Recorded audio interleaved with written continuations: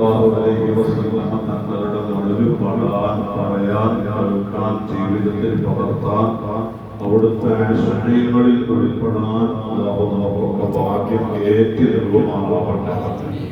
തിങ്കളാഴ്ച ഒന്നാണെങ്കിൽ സെപ്റ്റംബർ 5-ാം തീയതിയായിരിക്കും റബീഉൽ അവ്വൽ 12. വെള്ളിയാഴ്ചയാണ് 12 വരുന്നതെങ്കിൽ സുബഹിന്റെ മുമ്പത്തെ മൗലിദ് ഇവിടെ വെച്ച് നടക്കും. രാവിലെയുള്ള മഹലിന്റെ എല്ലാവരും ഒത്തുചേർന്നുകൊണ്ടുള്ള റാലി രാവിലെ നടക്കും. അന്ന് രാത്രി വിദ്യാർത്ഥികളുടെ കലാപരിപാടി വിവിധ പ്രോഗ്രാമും നടക്കും. നേർച്ച മാത്രം ഞായറാഴ്ചയിലേക്ക് മാറ്റി ജുമുഅ ദിവസത്തോടെ. അതല്ല ശനിയാഴ്ചയാണ് വരുന്നതെങ്കിൽ നേർച്ചയടക്കമുള്ള എല്ലാ ശനിയാഴ്ച നടക്കുമെന്ന് ആമുഖത്തിൽ എല്ലാവരെയും അറിയിക്കുകയും കഴിഞ്ഞ വർഷം അൽഹംദുലില്ലാഹ് ലക്ഷോപലക്ഷം സ്വലാത്തുകൾ തിരുസവിധത്തിലേക്ക് സമർപ്പിക്കാൻ നമ്മുടെ മഹല്ലത്തിലുള്ള നല്ലവരായ ഉമ്മമാരും ഉപ്പമാരും ചെറുപ്പക്കാരും പ്രായമുള്ളവരും ചേർന്ന് അല്ലാഹുമ്മ സല്ലി അലാ സയ്യിദിനാ മുഹമ്മദിൻ വഅലാ ആലിഹി വസഹ്ബിഹി വസല്ലം എന്ന ബദരിയയിൽ നാം ചൊല്ലുന്ന സ്വലാത്ത് കൂടുതലായി ചൊല്ലി അതിന്റെ എണ്ണം രേഖപ്പെടുത്താൻ നമ്മുടെ മഹലിൽ നിന്ന് ഉസ്താദുമാര് വഴി ആ കാർഡ് നമ്മൾ സ്വീകരിക്കുകയും അൽഹംദുലില്ലാഹ് കഴിഞ്ഞ വർഷം പോലെ ഈ വർഷവും അങ്ങനെ ഒരു റബീഉൽ അവ്വൽ അവസാനിക്കുമ്പോഴേക്ക് ഒരുപാട് ലക്ഷക്കണക്കിന് സ്വലാത്തുകൾ തിരുസവിധത്തിലേക്ക് സമർപ്പിക്കാൻ നമുക്ക് സാധിക്കണം. അതിന് ഞാനടക്കമുള്ള നമ്മൾ ഓരോരുത്തരും മനസ്സിൽ നിയ്യത്ത് വെക്കണം. ഈ റബീഉൽ അവ്വലിൽ ഞാൻ പരമാവധി സ്വലാത്ത് ചൊല്ലുമെന്ന്. വിശുദ്ധമായ റബീഉൽ അവ്വൽ കടന്നു വരുമ്പോൾ നമ്മുടെയൊക്കെ ജീവിതത്തിൽ ഒരു ഒരുക്കം വേണം. വീടുകളൊക്കെ നനച്ചുപൊളി നടത്താറുണ്ട് റമദാൻ വരുമ്പോൾ. അതുപോലെ വസന്തമാസമാകുന്ന വിശുദ്ധമായ റബീഉൽ അവ്വൽ കടന്നു വരുമ്പോഴും ഹബീബിങ്ങളെ മുഅ്മിനീങ്ങളെ നമ്മുടെ വീടിന്റെ അകത്തളങ്ങളൊക്കെ ഒന്ന് തട്ടിക്കൊട്ടി മാറാലകളും മറ്റും ഉണ്ടെങ്കിൽ അതൊക്കെ ഒന്ന് ക്ലീൻ ചെയ്ത് തിരു ഹബീബിന്റെ ജന്മം കൊണ്ട് അനുഗ്രഹീതമായ റബീഉൽ അവ്വൽ കടന്നു വരുന്നല്ലോ എന്ന ഒരു ഇഷ്ടം, ഒരു ഇഷ്ട് ഖൽബിൽ കൊണ്ടുവരണം. അതാണ് ജീവിതത്തിൽ ഏറ്റവും വലിയ അമൽ. മുത്തുനബി സല്ലല്ലാഹു അലൈഹി വസല്ലം തങ്ങളെ കൊണ്ട് സന്തോഷിക്കുക, മുത്തു റസൂലുള്ളാഹി സ്വല്ലല്ലാഹു അലൈഹി വസല്ലം തങ്ങളെ കൊണ്ട് ആഹ്ലാദം പ്രകടിപ്പിക്കുക. ഇതൊക്കെയാണ് ഒരു വിശ്വാസിയെ സംബന്ധിച്ചിടത്തോളം അവന്റെ ഈമാനിന്റെ കമാലിയത്തിലേക്ക് അവരെത്തും. ഹബീബായ റസൂലുള്ളാഹി സ്വല്ലല്ലാഹു അലൈഹി വസല്ലം ചോദിക്കുന്നുണ്ട് സ്വഹാബാക്കളോട്, അക്മലുൻ നാസി ഈമാനാ, ഈമാനിൽ ഏറ്റവും പരിപൂർണനാരാണെന്ന് അറിയോ സഹബ എന്ന് ചോദിച്ചപ്പോൾ സഹാബത്തെ കിറാം പറഞ്ഞു, അൽ അംബിയാഉ യാ റസൂലല്ലാഹ്, നബിമാരല്ലേ, അംബിയാക്കളല്ലേ ഈമാനിൽ മഹറുള്ളവർ. അല്ലാഹുവിന്റെ ഹബീബ് മറുപടി കൊടുത്തു, അല്ല, അവരെ കുറിച്ച് നമുക്ക് ചർച്ചയില്ല, അവരേറ്റവും ടോപ്പിലുള്ള ടീമാണ്, അതുകൊണ്ട് അവരെ നമ്മളിപ്പോൾ പരാമർശിക്കേണ്ടതില്ല. അപ്പോൾ സഹാബത്ത് പറഞ്ഞു, അസ്സദീഖൂന യാ റസൂലല്ലാഹ്, എങ്കിൽ പിന്നെ ഈമാനിൽ പവറുള്ളവർ സിദ്ദീഖീങ്ങളല്ലേ നബിയേ. ഹബീബുനാ റസൂലുള്ളാഹി സ്വല്ലല്ലാഹു അലൈഹി വസല്ലം തങ്ങൾ പറഞ്ഞു, സിദ്ദീഖീങ്ങളെ ചർച്ചയും ഇപ്പോൾ നമുക്ക് വേണ്ട. കാരണം സിദ്ദീഖീങ്ങളുടെ നേതാവ് സയ്യിദുനാ അബൂബക്കർ സിദ്ദീഖ് റളിയല്ലാഹു അൻഹു എന്തൊരു വലിയ ഈമാനാണ്.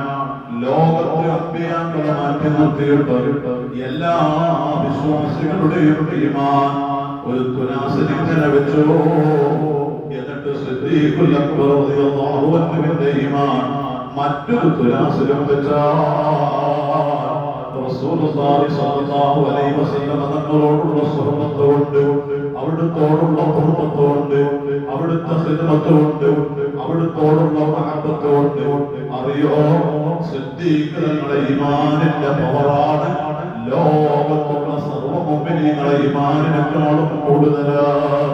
അങ്ങനത്തെ സിദ്ദീഖുകളെ ചർച്ച ചെയ്യേണ്ടതില്ല. സ്വഹാബാക്കൾ അങ്ങും ഇങ്ങും നോക്കി. എന്നിട്ട് സ്വഹാബാക്കൾ പറഞ്ഞു, അങ്ങനെയെങ്കിൽ മുത്തുനബിയേ ഈമാനിൽ പവറുള്ളവർ ആരാണെന്ന് അവിടുന്ന് പറഞ്ഞു തന്നാലും ഹബീബുനാ റസൂലുള്ളാഹി സ്വല്ലല്ലാഹു അലൈഹി വസല്ലം തങ്ങൾ പറഞ്ഞു, അക്മലുൻ നാസി ഈമാനാ, ഈമാനിൽ ഏറ്റവും പവറുള്ളവർ ഖൗമുൻ, അവരൊരു ടീമാണ്, ഒരു വിഭാഗം ആളുകളാണ്. ലം യറൗനി, അവരെന്നെ കണ്ടിട്ടില്ല.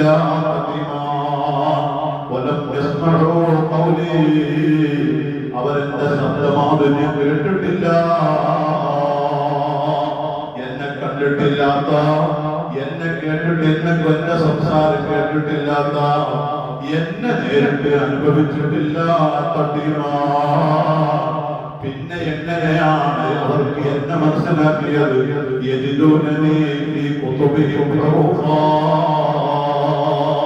കിതാബുകളിൽ നിന്നാണ് അവർ മനസ്സിലാക്കിയത്. ഉസ്താദുമാരുടെ വാദുകളിൽ നിന്ന് എന്നെ അവർ മനസ്സിലാക്കി. മദ്രസകളിലെ പാഠാവലികളിൽ നിന്ന് എന്നെ കുറിച്ച് അവർ പഠിച്ചു. ഉമ്മാമാരുടെ ചരിത്രങ്ങളിൽ നിന്ന് എന്നെ അവർ പഠിച്ചു. അങ്ങനെ എന്നെ പഠിച്ചിട്ട് എന്നെ മഹബത്ത് വെച്ച ജീവിതം നയിച്ച ആ ഒരു ടീമുണ്ടല്ലോ, അവരാണ് ഈമാനികമായി ഏറ്റവും വലിയ പവറുള്ളവരെന്ന് ശഫീഉൽ മുഹമ്മദ് റസൂലുള്ളാഹി സ്വല്ലല്ലാഹു അലൈഹി വസല്ലം. ആരാണ് മുഅ്മിനീങ്ങളെ ആ ടീം? നമ്മളാ. കാരണം നമ്മൾ അല്ലാഹുവിന്റെ ഹബീബിനെ ഒന്ന് കാണാൻ ഭാഗ്യം കിട്ടിയിട്ടില്ല. നബിതങ്ങളുടെ മാധുര്യമുള്ള ശബ്ദം അനുഭവിക്കാൻ കേൾക്കാൻ ഭാഗ്യം കിട്ടിയിട്ടില്ല. നബിതങ്ങളെ ഒന്ന് കണ്ടിട്ടില്ല. പിന്നെയോ ഉസ്താദുമാരുടെ വാളുകളിൽ നിന്ന്, ഉമ്മാമ്മമാരുടെ കഥകളിൽ നിന്ന്, മദ്രസകളിൽ നിന്നും മറ്റുമൊക്കെ നബി സ്വല്ലല്ലാഹു അലൈഹി വസല്ലം തങ്ങളെ കുറിച്ച് കേൾക്കുമ്പോ ആ ഹബീബിനെ ഒന്ന് കാണണം. ആ ഹബീബിന്റെ മേലിൽ ഒന്ന് സ്വലാത്ത് ചൊല്ലണം. ഈ ഒരു ഇസ്മ ഖൽബിലേക്ക് കൊണ്ടുവന്ന് ജീവിച്ചു പോയ ആ ടീമാണ് ഈമാനിൽ പവറുള്ളവരെന്ന്. മാത്രമല്ല അനഫറത്തുഹും വലൽ ഹൗദുൽ പരിസരത്ത് ഞാൻ അവരെ വെയിറ്റ് ചെയ്യുന്നുണ്ടാവും. ഞാൻ അവരെ കാത്തിരിപ്പുണ്ടാവും. ആര് മുന്നിൽ വന്നാലും കൊടുക്കൂല.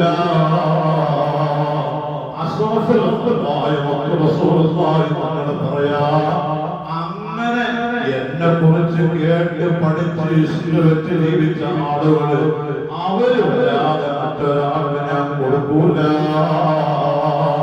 അല്ലാഹു ഭാഗ്യം തരട്ടെ. മുഅ്മിനീങ്ങളെ പറയാൻ എളുപ്പമാണ്, ആളുകളോട് പറയാൻ എളുപ്പമാണ്. പക്ഷേ ഖൽബിന്റെ ഉള്ളിൽ ഉള്ളും അല്ലാഹുവിന്റെ ഹബീബുണ്ടാവണം, റസൂലുള്ളാഹി തങ്ങളുണ്ടാവണം. നിങ്ങൾക്കറിയോ ആ റസൂലുള്ളാഹി സ്വല്ലല്ലാഹു അലൈഹി വസല്ലം തങ്ങളെ കൊണ്ട് ആര് സന്തോഷിക്കുന്നുണ്ടോ ഹുവ ഖൈറുൻ മിമ്മാ യജ്മഊൻ. അല്ലാഹു സുബ്ഹാനഹു വ തആല ഖുർആനിലൂടെ പറയുന്നുണ്ട്, ഖുൽ ബിഫദ്ലില്ലാഹി വ ബിറഹ്മതിഹി ഫബിദാലിക ഫൽയഫ്റഹൂ. അല്ലാഹുവിന്റെ ഫദ്ൽ കൊണ്ട്, അല്ലാഹുവിന്റെ റഹ്മത്ത് കൊണ്ട് നിങ്ങൾ സന്തോഷിക്കുകയും നബിയെ ഉമ്മത്തിനോട് പറഞ്ഞു കൊടുക്കണം. ഇബ്നു അബ്ബാസ് റളിയല്ലാഹു അൻഹു ആയത്ത് വിശദീകരിച്ചുകൊണ്ട് പറഞ്ഞു, അന്ന ഫദ്ലല്ലാഹ്, ഈ ആയത്തിൽ പറഞ്ഞ ഫദ്ൽ കൊണ്ട് ഉദ്ദേശം അത് ഇൽമാണ്. അതുപോലെ ഈ റഹ്മത്ത് കൊണ്ടുള്ള ഉദ്ദേശം അത് മുഹമ്മദ് സ്വല്ലല്ലാഹു അലൈഹി വസല്ലം റഹ്മത്തുൽ ലിൽ ആലമീൻ മുഹമ്മദുർ റസൂലുള്ളാഹി സ്വല്ലല്ലാഹു അലൈഹി വസല്ലം തങ്ങളാണ്. മുഅ്മിനീങ്ങളെ ഓണ കല്യാണം വരുമ്പോ അത് ഒളിയിരിക്കലുണ്ടാകുമ്പോ തുടങ്ങി നമ്മുടെ കുടുംബത്തിലൊരു സന്തോഷത്തിന്റെ ആഹ്ലാദത്തിന്റെ ഒരു ഫംഗ്ഷൻ വരുമ്പോ നമ്മളെല്ലാവരും സന്തോഷിക്കുന്നുണ്ട്. എനിക്കൊരു കുഞ്ഞ് ജനിക്കുമ്പോ ആ കുഞ്ഞിന്റെ മുഖമൊന്ന് കാണാൻ എനിക്കൊരു ഇമ്പമാണ്. എനിക്കൊരു പേരക്കുട്ടി ഉണ്ടാകുമ്പോ ആ പേരക്കുട്ടിയുടെ മുഖമൊന്ന് കാണാൻ ഒരു സന്തോഷത്തോടെ പ്രതീക്ഷയോടെ അവനാണ് കാത്തിരിപ്പാണ്. എങ്കിൽ മുഅ്മിനീങ്ങളെ, അല്ലാഹുവിന്റെ ഹബീബ് അവിടുത്തെ സ്വാദിഖായ മുത്തു റസൂലുള്ളാഹി തങ്ങൾ അവിടുത്തെ പഠിപ്പിച്ചിട്ടുണ്ട്. സ്വന്തം മുപ്പനേക്കാൾ, സ്വന്തം മുമ്മനേക്കാൾ, സ്വന്തം മക്കളെക്കാൾ സ്വന്തമായി എന്തുണ്ടോ അതിനേക്കാളും എന്നെ മഹബത്ത് വെക്കാത്ത കാലത്തോളം പൂർണ്ണ ഈമാനില്ല. അതുകൊണ്ട് നമ്മുടെ വീടുകൾ അലങ്കരിക്കണോ, നല്ല നല്ല ലൈറ്റുകൾ ഫിറ്റ് ചെയ്തുകൊണ്ട് റബീഉൽ അവ്വലിനെ ആഘോഷത്തോടെ സന്തോഷത്തോടെ കാണണോ. നിങ്ങൾ നോക്കൂ, ഓരോ മതസ്ഥരെയും നിങ്ങൾ നോക്കൂ. ഈ ക്രിസ്ത്യാനികളെ സംബന്ധിച്ചിടത്തോളം അവരുടെ ദൈവമാകുന്ന യേശുക്രിസ്തുവില്ലേ, ആ ആഘോഷം അവരേതാ സ്റ്റാറുകൾ തൂക്കിക്കൊണ്ട് ആഘോഷിക്കുന്നു. അതുപോലെ ഹൈന്ദവരായ സഹോദരങ്ങൾ അവരുടെ മതത്തിൻ്റെതായ ചിഹ്നങ്ങളും ആഹ്ലാദങ്ങളും അവർ നടത്തുന്നു. മുസ്ലിമീങ്ങളെ, നമുക്ക് ഏറ്റവും വലിയ സന്തോഷം മുഹമ്മദുർ റസൂലുള്ളാഹ് സ്വല്ലല്ലാഹു അലൈഹി വസല്ലം ആ താങ്കളെ കൊണ്ട് സന്തോഷം നൽകുവരണം. അത് ഈമാനുള്ളവന്റെ ലക്ഷണമാണ്. മുഅ്മിനീങ്ങളെ, അതുകൊണ്ട് നമ്മുടെ പള്ളികളെല്ലാം മൗലിദുകളാൽ ധന്യമാവും, മദ്രസകളെല്ലാം സ്വലാത്ത് കൊണ്ടും അതുപോലെ അലങ്കാരങ്ങളെ കൊണ്ടും ഡെക്കറേഷൻ വർക്കുകളെ കൊണ്ടും ധന്യമാവും. അതുപോലെ നമ്മളിലെ ലക്ഷങ്ങൾ മുടക്കിയിട്ട് ഒരു വീടുണ്ടാക്കിയിട്ട് ആ വീടിന്റെ പരിസരത്ത് മുൻഭാഗത്ത് ഒരു നല്ല കളർഫുള്ളായ ലൈറ്റ് വെച്ച് എന്റെ കാരണം ലോകത്തിന്റെ നേതാവ് അല്ല, എന്റെ കരലിന്റെ കഷ്ണമാകും സ്വല്ലല്ലാഹു അലൈഹി വസല്ലം തങ്ങളുടെ ജന്മമാസമാണ്. നമ്മൾ ഇന്ത്യ മഹാരാജ്യത്തിൽ ജീവിക്കുന്നവരാണ്, വിശിഷ്യ കേരളീയരാണ്, വിശിഷ്യ മലയാളികളാണ്. നമ്മളെ ജീവിതത്തിന്റെ ഈ തിക്കുതിരക്കിനിടയില് എത്രയോ സംഘടനകളെ നമുക്ക് കാണാം, എത്രയോ മതക്കാരെ കാണാം. ഓരോ സംഘടനകൾ നിങ്ങൾ എടുത്തു പരിശോധിച്ചു നോക്കൂ. ആ സംഘടനയുടെ നേതാവിനെ പറഞ്ഞിട്ടാണ് അവർ ആവേശം കൊള്ളുന്നത്. ഓരോ മതത്തിന്റെ അനുയായികളെ നിങ്ങൾ എടുത്തു നോക്കൂ സഹോദരങ്ങളെ. അവരുടെ ദൈവങ്ങളെയോ അവരുടെ നേതാക്കളെ പറഞ്ഞിട്ടാണ് അവർ ആവേശം കൊള്ളുന്നതെങ്കിൽ മുസ്ലിമീങ്ങളായ നമ്മെ സംബന്ധിച്ചിടത്തോളം നമ്മുടെ ആവേശം മുഹമ്മദുർ റസൂലുള്ളാഹ് സ്വല്ലല്ലാഹു അലൈഹി വസല്ലം, നമ്മുടെ താല്പര്യം മുഹമ്മദുർ റസൂലുള്ളാഹ് സ്വല്ലല്ലാഹു അലൈഹി വസല്ലം. ഇൻഷാ അല്ലാഹ് മുത്തുനബിയെ നമുക്ക് പറയണം, മുത്തുനബിയെ നമുക്ക് പഠിക്കണം. മുത്തുനബിയെ കുറിച്ച് പറയാറുണ്ട് മുഅ്മിനീങ്ങളെ ധാരാളം. ആ മുത്തുനബി സ്വല്ലല്ലാഹു അലൈഹി വസല്ലം തങ്ങളെ വാനോളം മഹബത്ത് വെച്ച് വല്ലാതെ സ്വലാത്ത് ചൊല്ലി അല്ലാഹുവിന്റെ ഹബീബിനെ നാവിൽ ഇടമുറിയാതെ പറഞ്ഞുകൊണ്ടിരുന്ന് എങ്ങനെയെങ്കിലും മുത്തുനബിയോടുകൂടെ സ്വർഗ്ഗം പുൽകാൻ അല്ലാഹു നമുക്ക് ഭാഗ്യം തരട്ടെ. മുത്തുനബിയെ മഹബത്ത് വെച്ച സ്വാലിഹീങ്ങളായ ആളുകൾ റസൂലുള്ളാഹി സ്വല്ലല്ലാഹു അലൈഹി വസല്ലം തങ്ങളോട് ഇടവും വലവും ചേർത്തുകൊണ്ട് സ്വർഗ്ഗത്തിലേക്ക് പോകുമ്പോ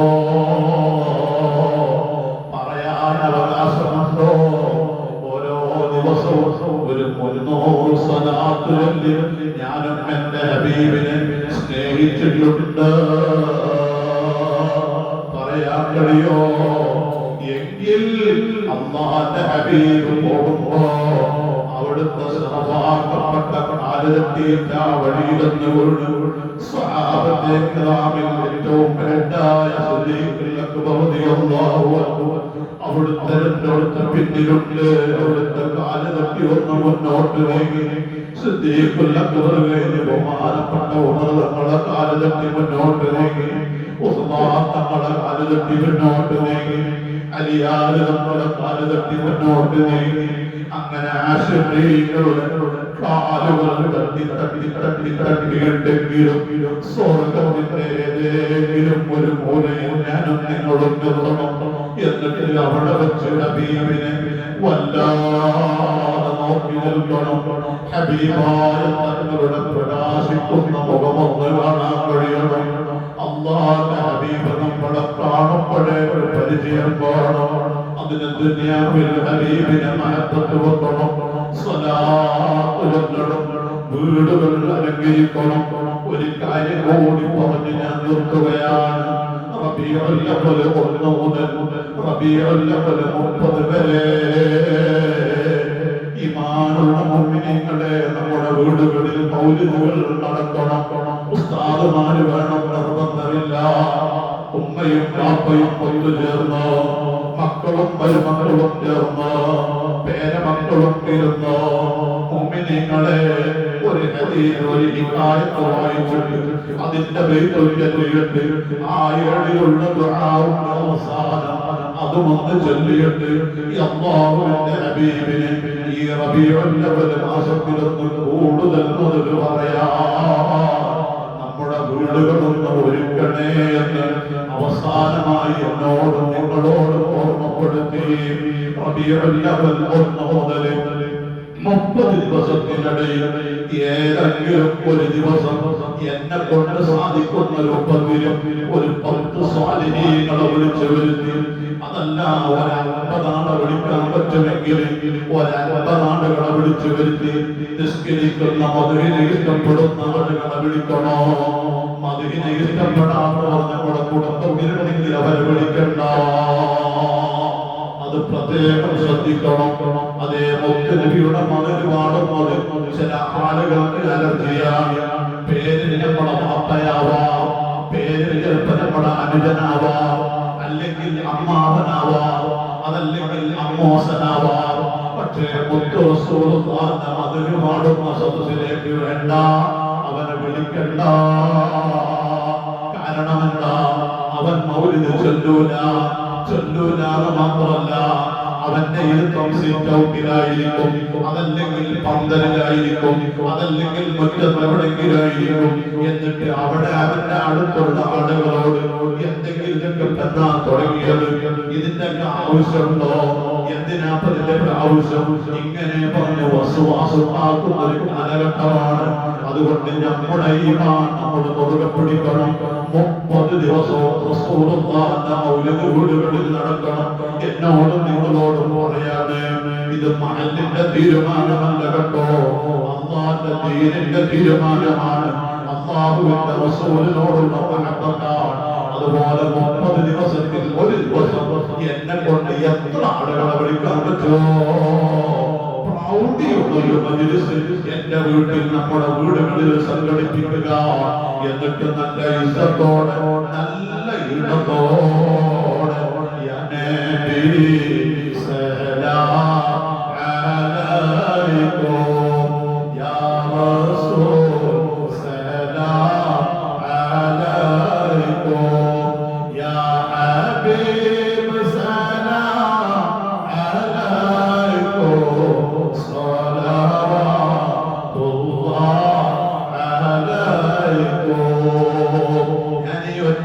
ജവാബ് പാടിയപ്പോ എന്റെ മുന്നിലുള്ള പലരും ആവേശത്തോടെ ചൊല്ലി, അതാണ് മുഅ്മിനീങ്ങളുടെ ഇസ്ലാം, അതാണ് മുഅ്മിനീങ്ങളുടെ ഈമാൻ. ഇത് കേൾക്കുമ്പോ അലർജി വരുന്നതാണ് കുഫറും ബിദഅത്തിന്റെ ലക്ഷണങ്ങളും. അതുകൊണ്ട് മൗലിദ് ഇഷ്ടപ്പെടുന്ന നിസ്കരിക്കുന്ന സ്വാലിഹീങ്ങളെ വിളിച്ചുകൊണ്ട് ഈ വർഷത്തെ റബീഉൽ അവ്വൽ മാസത്തിൽ ഒരു ദിവസം എന്റെ വീട്ടിലേക്ക് മൗലിദ് ഉണ്ടാക്കുമെന്ന് തീരുമാനിക്കണം. അപ്പോൾ അതിന്റെ സാമ്പത്തികം അല്ലാഹു തരും, സൗകര്യങ്ങൾ അല്ലാഹു ഒരുക്കും, ആഫിയത്ത് അല്ലാഹു തരും. ചരിത്രങ്ങളിലേക്ക് കിടക്കുന്നില്ല. രാജാവിന്റെ ചരിത്രം പറയാറുണ്ട്. മറ്റൊരു സമയത്ത് ബഹുമാനപ്പെട്ട തഅജീലുൽ ഫുതൂഹിന്റെ മജ്ലിസ് അടുത്ത വ്യാഴാഴ്ച വരുന്നുണ്ട്. അന്ന് നമുക്ക് മുഗഫർ രാജാവിന്റെ മൗലിദിനെ പറ്റി പറയണം. അല്ലാഹുവേ നീ ഞങ്ങൾക്ക് ഭാഗ്യം തരണേ അല്ലാഹ്. ഞങ്ങളുടെ പള്ളി നിർമ്മാണം വളരെ പെട്ടെന്ന് പൂർത്തീകരിക്കാൻ തൗഫീഖ് നൽകണേ അല്ലാഹ്. സഹായിച്ചവരെ സഹായിക്കണേ അല്ലാഹ്. സഹകരിക്കുന്നവരോട് നീ പ്രത്യേക കൃപ ചൊരിയണേ അല്ലാഹ്. എത്രയോ ആളുകൾ രോഗം കൊണ്ട് വിഷമിക്കുന്നുണ്ട്, നീ ശിവ കൊടുക്കണേ അല്ലാഹ്. കഴിഞ്ഞ വെള്ളിയാഴ്ച എന്റെ വയത് മുഴുവനും കേട്ടിരുന്ന് എല്ലാം കഴിഞ്ഞു പോയതോടെ സാധി നീ ശിവ കൊടുക്കണേ അല്ലാഹ്. മുബാറക്കിന്റെ ഉപ്പ നീ അജിലായ ഹൈറായ ശിവ കൊടുക്കണേ റഹ്മാനേ. അതുപോലെ ഹോസ്പിറ്റലിൽ കഴിയുന്ന ഒരു ഉമ്മാനിക്ക് ഭക്ഷണം തന്ന് സ്നേഹം തന്ന് വല്ലാതെ സ്വന്തം ഉമ്മയെ പോലെ പെരുമാറിയിരുന്ന വല്ലാതെ വിഷമത്തിൽ ഹോസ്പിറ്റലിൽ കിടക്കുകയാണ്. ഉണ്ടാക്കുന്നില്ല, അന്നമില്ല, വെളിച്ചമില്ല, ഒരു വെള്ളം കുടിക്കുന്നില്ല, ഒരേ ഒരു നോട്ടം. വല്ലാത്ത പ്രശ്നത്തിൽ ആ മക്കൾ കരഞ്ഞുകൊണ്ട് വിളിച്ചിട്ടുണ്ട്. റബ്ബേ ഞങ്ങൾ പറഞ്ഞ മധുവിന്റെ വർണ്ണത്തുകൊണ്ട് എന്താണോ എന്റെ ഭാഗത്തിൽ നിന്നുള്ള ഹൈറെങ്കിൽ അത് നീ എളുപ്പമാക്കണേ റബ്ബേ. വിഷമിപ്പിക്കല്ലേ അല്ലാഹ്. പഠിച്ചോനെ ശിഫാവ് നീ നിന്റെ ഖദായിലാവുമാകുന്നെങ്കിൽ പെട്ടെന്ന് ശിഫ കൊടുക്കണേ അല്ലാഹ്. ഡിസ്ചാർജ് ചെയ്തു എന്ന് ഞങ്ങളെ കേൾപ്പിക്കണേ അല്ലാഹ്. അതല്ല ശിഫയില്ലാതെ അതേ കളത്തമാണ് നിന്റെ ഖദായിലുള്ളതെങ്കിൽ ഹബീബായ റസൂലുള്ളാഹിന്റെ ബർക്കത്ത് കൊണ്ട് ബദരീകളും കൊണ്ട് ഖൈറായ ശിഫ നീ എളുപ്പമാക്കണം അല്ലാഹ്.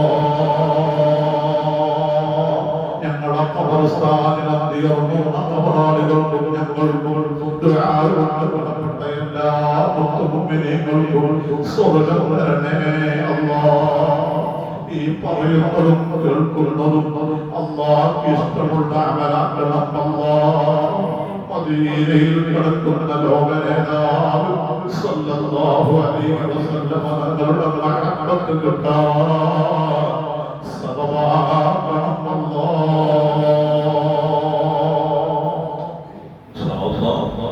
അടുത്ത റബീഉൽ അവ്വലിന്റെ അവസാനം കൂടുതൽ ആരാണ് അമ്മയാണെങ്കിൽ അവർക്കുള്ള ഏറ്റവും മികച്ച ഒരു സമ്മാനം റബീഉൽ അവ്വലിന്റെ അവസാനം നമ്മൾ ഇവിടെ വെച്ച് കൊടുക്കും. അതുകൊണ്ട് എല്ലാ ഉമ്മമാരും സലാത്ത് പഠിപ്പിക്കണം. അന്തമാൻ ദ്വീപിലെ ഒരു സഹോദരി കഴിഞ്ഞ തഅജീൽ എന്നെ വിളിച്ച് പ്രത്യേകം ദുആ ചെയ്യാൻ കുട്ടി നീറ്റിന്റെ എക്സാം എഴുതുന്നുണ്ട്. വിജയിച്ചാൽ ഒരു നല്ല സംഖ്യ ഉസ്താദ് ജോലി തഅജീൽ മജ്ലിസിലേക്ക് തരാം എന്നറിയിച്ചു. അൽഹംദുലില്ലാഹ് ഇന്നലെ എന്നെ വിളിച്ചു. എക്സാം കഴിഞ്ഞു, വിജയിച്ചു. 5000 രൂപ എന്റെ അക്കൗണ്ടിലേക്ക് നമ്മുടെ മഹല്ലിൽ നടത്തുന്ന തഅജീൽ ആ സഹോദരി അയച്ചിട്ടുണ്ട്. അല്ലാഹുവേ ഇനിയും ആ പൊന്നുമക്കൾക്ക് നല്ല വിജയം നീ നൽകണേ റഹ്മാനേ. അതുപോലെ ഒരുപാട് ആളുകൾ തഅജീൽ പള്ളി നിർമ്മാണത്തിനും മദ്രസയും മറ്റു കാര്യങ്ങളും നേർച്ചകൾ വരാൻ പോവാൻ അതിനുവേണ്ടി സഹായിക്കുന്ന സഹകരിക്കുന്ന ആളുകൾ എല്ലാവർക്കും വലിയ برحمتك يا ارحم الراحمين. صلى الله على محمد صلى الله عليه وسلم صلى الله على محمد صلى الله عليه وسلم. اللهم صل على محمد يا رب صل عليه وسلم.